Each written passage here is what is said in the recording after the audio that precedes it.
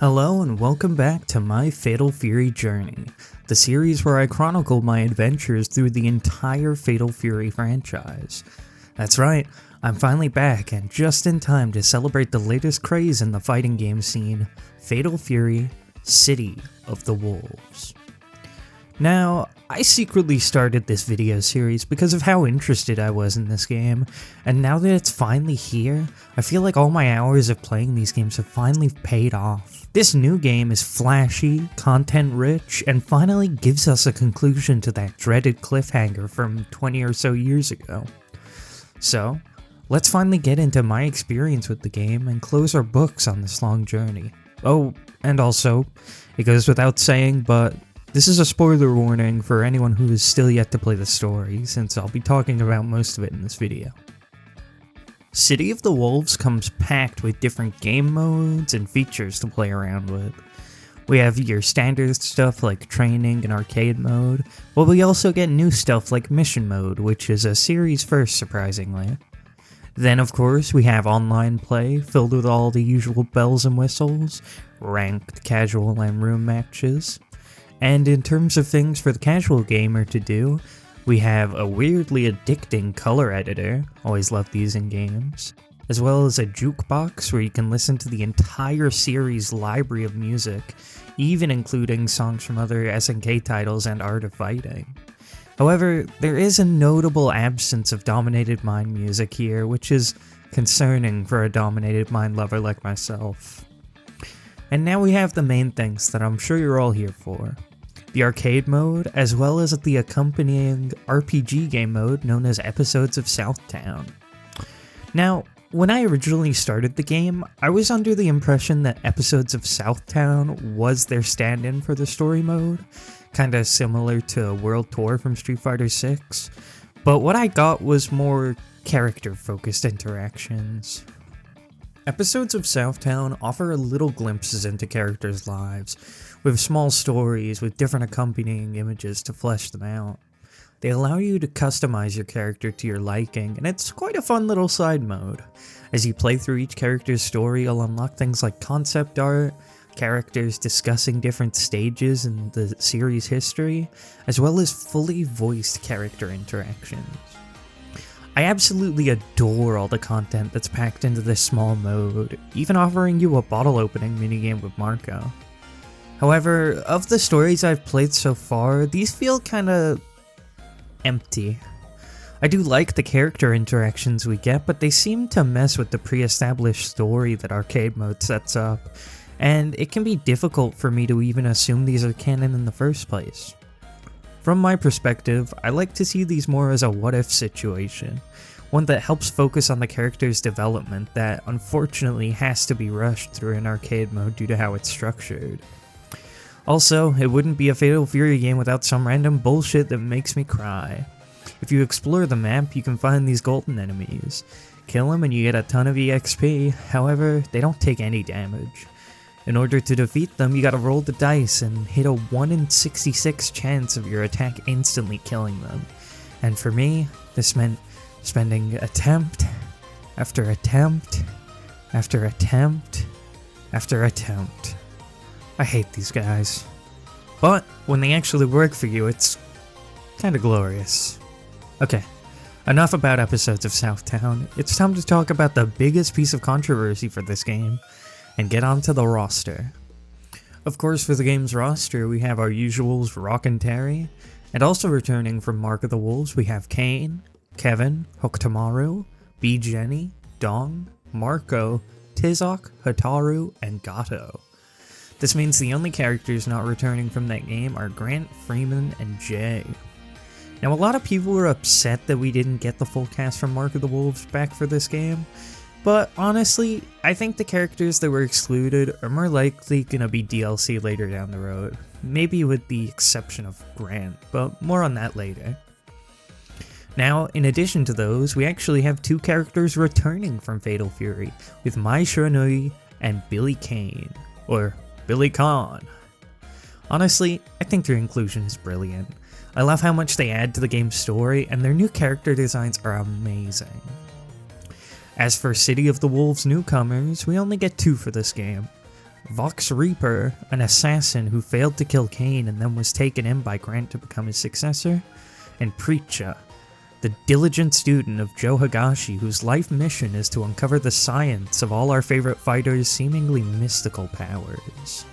These two are really great, both personality as well as gameplay-wise.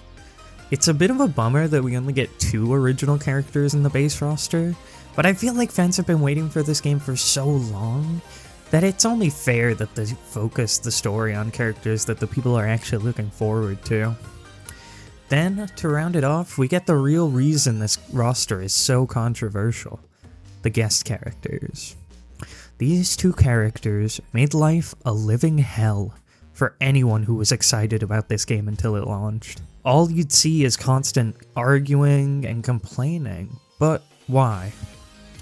Well, the 2 guest characters in this game are famous soccer player Cristiano Ronaldo and Salvatore Ganacci, a Bosnian-Swedish DJ and music producer. First, let's talk about Ganacci. When he was announced, there was an absolute shitstorm of hate for him, since most people from outside of Europe had never even heard about him before. And I was in the same boat. I had no idea who he was before the announcement either, but regardless, I was still super excited for him. He looked like a really fun character from his gameplay trailer, and it didn't seem as intrusive or devastating as people made it out to be. Like, I heard people complaining to no end about how they cancelled the pre-orders, or it completely ruined the game. And while I understand being upset about something like this, it made it really difficult to just have genuine conversations with other people who are also just excited about the game.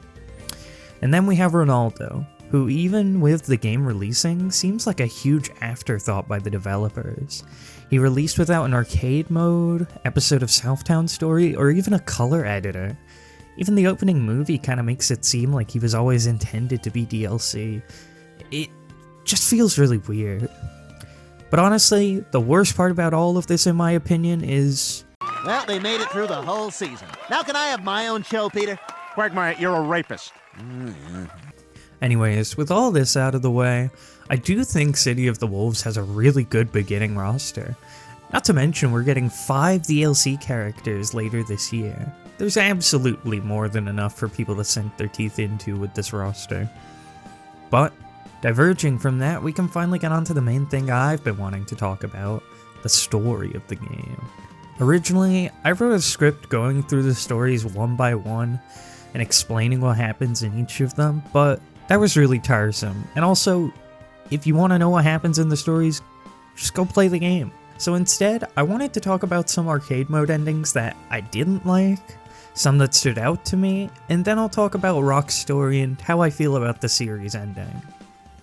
First up, with the negatives.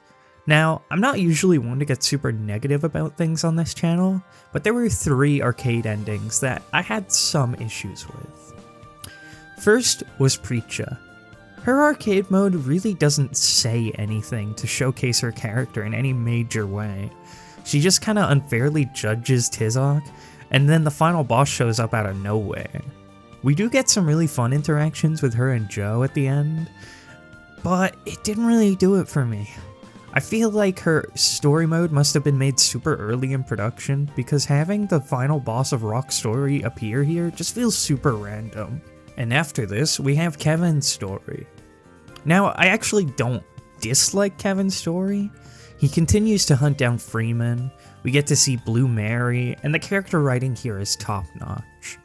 My real issue with this is that Freeman isn't a playable character, and it kinda affects Kevin's story by proxy. Kevin's entire story has been building up to him avenging his fallen friend, and because Freeman isn't playable, it all happens with one big punch, and it feels like a huge letdown. I truly think that if Freeman was playable and we had one more final fight against him, it would have felt so much more cathartic. But alas, at least we get to see Marky and Kevin interacting a bunch. Lastly, the final arcade mode I had some issues with was Be Jenny. Now, there's nothing inherently wrong with her story. In fact, I love her characterization here. But in some of the other story modes like Gato, Vox, or Kain's, we see the story hinge on the fact that Grant passes away, and the effect that this has on the people who care for him. with Kain staying by his side and embracing his fallen brother, or with Vox as he vows to become Grant's successor to protect the ones that he loved in his honor. But in B. Jenny's story, she just kind of magically saves Grant off screen by getting him to a doctor. It feels super rushed, forced, and I really hope it isn't canon. I love Grant as much as the next guy, but his death actually has a ton of meaning to the story, and I feel like bringing him back kind of downplays the importance of some of the other characters' stories. But again, with all of these stories, I still feel like the character writing for all these characters is really strong. I especially love Kain and Jenny's interactions here. Okay. Now that I got all the negative stuff out of my system, it's time to talk about some stuff that I loved. To me, the three biggest standouts in terms of their story are Gato, Billy, and Kain. For Gato, we finally get a resolution to his character arc, revealing that he is in fact Hotaru's long-lost brother. We then discover that Grant was the person who actually killed their mother, and he talks about how he had been there to assassinate his father, but when he heard a creak he acted on instinct, accidentally killing their mother. Hotaru asks if he's sorry, but Grant just says it's part of his way of life, and Hotaru actually attempts to kill Grant before Gato stops her. Eventually, the two of them set aside their shared grief and decide to hunt down their father together. I absolutely love how the characters are written here. Although it's Gato's story, I feel like Hotaru really steals the show here, and Grant's weirdly flexible morals are really interesting to hear about. I just really love this, and I feel like there's a bunch of interesting direction for them to pursue with these characters going forward. Next up, I already talked about it briefly, but Kain's story mode really caught me off guard by how emotional it was.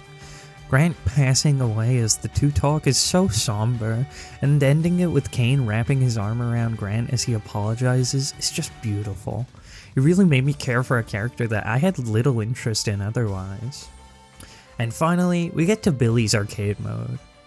I'd argue Billy's arcade mode is the most lore-dense thing in this entire franchise, with reveals that make it feel like they just released a third Mario brother.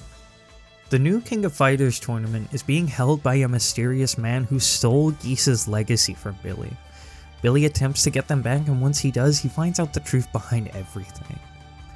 After the events of Fatal Fury 3, Geese told Billy to destroy the Jin Scrolls.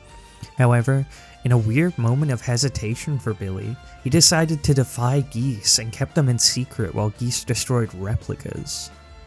After seeing the Jin Scroll's effects on Rock, he wondered how any of this was even possible, and while pondering, he sees visions of a mysterious figure. This figure tells Billy that they are the third Jin brother, Tairyu. While the two Jin brothers were revived, Tairyu revived themselves 1,000 years earlier and created the Krauser bloodline, meaning that both Wolfgang and Geese are direct descendants of the Jin brothers. With Rock having both the blood of the Jin brothers, as well as being the same generation as the original Jin brothers, he was able to harness that power, or to be more specific, Tairyu was able to awaken within Rock. Tairyu leaves some parting regrets, how their father was the one to condemn them to their immortal lives, and how he's unable to reunite with his brothers. He then vanishes as the scrolls are finally burned. This is some insane lore to drop on Billy Kain of all people, but it's insanely fascinating. It makes me think that the Stroheim who started this might also be a descendant of that Krauser bloodline. Maybe even Wolfgang himself from Fatal Fury 2. And with that, let's finally close this chapter of Fatal Fury as we get to the main course and talk about Rock's story. Catching up where Mark of the Wolves left off, Kain and Rock attempt to find Rock's mother before discovering that she's currently being held hostage by the notorious criminal from Art of Fighting, Mr. Big. Mr. Big says he'll let Marie free in exchange for Geese's legacy, aka the Jin Scrolls. So, Rock attempts to retrieve the scrolls from Billy before they're stolen by a mysterious shadowy figure. Shortly after, all our fighters receive an invitation to the newest King of Fighters tournament, in which the prize is, you guessed it, Geese's legacy. The tournament then leads him to Terry atop Geese's tower. to reminisce about the time they've spent apart, and it's really heartwarming and sweet seeing just how deep their bond actually is. But when it comes down to it, the best way that these two can communicate is with their fists, and so we fight Terry in the finals. After a heartfelt battle, Rock emerges as the new King of Fighters champion, and with that, he can reclaim his prize and rescue his mother. But disaster strikes when Jack Turner from Art of Fighting pounces at Mr. Big, and ends up injuring Marie in the process. Overcome with emotions of thinking his mother is badly injured, Rock unleashes the power of the Jin Scrolls as he's seemingly teleported into a weird dreamlike version of Geese Tower. A mysterious voice echoes out to him, talking about his insecurities about failing his loved ones, about accepting the Geese Howard inside of him, and this forms into Fallen Rock. Rock manages to defeat his fallen self, admitting that there was a small part of him that really did think that way. But as any good Persona 4 party member will tell ya, Rock accepts this part of himself and briefly sees a glimpse into his past, showing that Geese actually really did care about Rock, but that he knew the life he led was too dangerous to raise a child, and he told Marie to leave forever. Finally, waking up, Rock rejoices as Marie is completely fine. The two hug, having finally been reunited after so long, and Rock makes a decision of what he wants to do moving forward. The final time we see Rock is as he drives away on a motorcycle. Catching up to Terry on a train. He's finally able to thank Terry for everything he's done for him. And we end the story on a positive note as Rock holds Terry's hat high, ushering in the new era of Fatal Fury. To me, City of the Wolves mostly delivers on everything I wanted it to. It fleshed out the characters in ways that made me only love them more, has amazing gameplay, and just makes me extremely happy. The story of City of the Wolves really feels like the antithesis of the usual fighting game story. Most of the stories in this game actually just end up with the characters talking to each other. It proves the idea that sometimes your words and the weight behind them can actually mean more than anything a fight can prove. The story's all about expressing your emotions through words, not just your actions. And we see this no more than with Rock's final declaration, one that is both from Rock and from the players. Thank you, Terry, for everything. With that, the story of Fatal Fury is over, at least for now. I'll be sure to keep up to date with this game as we continue to get DLCs, and I'll probably come back for some DLC story journeys each year. But until then, thank you for watching and for following me on this journey. I hope you all have an amazing day.